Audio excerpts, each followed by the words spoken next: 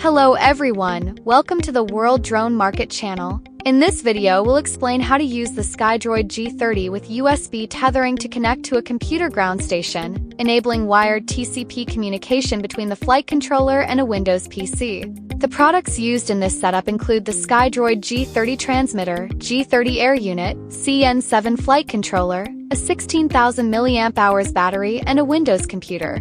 The required cable is a USB data cable. Before getting started, please ensure that the flight controller is properly connected to the receiver and that the basic parameters have been configured. First, use a USB cable to connect the Type-C port on the top of the G30 transmitter to your computer.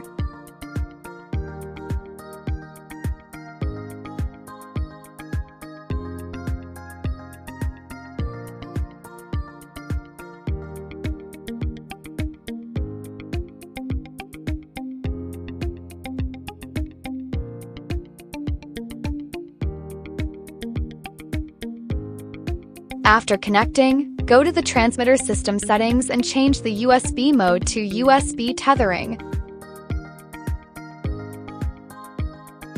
Once enabled, the computer will recognize a new wired network interface. Next, confirm the network settings on the computer. Go to Windows Settings, click Network and Internet, then select Advanced Network Settings. Locate the newly created Ethernet interface. Click into it and choose View Additional Properties.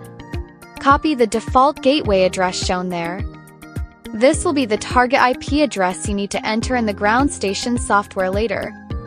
After confirming the network information, open the Mission Planner ground station software. Select TCP as the connection type, and set the baud rate to match the serial baud rate used between the flight controller and receiver. Click Connect, then paste the default gateway address into the pop-up window and click OK. For the port number, enter 5760, then click OK again. After a short wait, the flight controller should successfully connect to the ground station.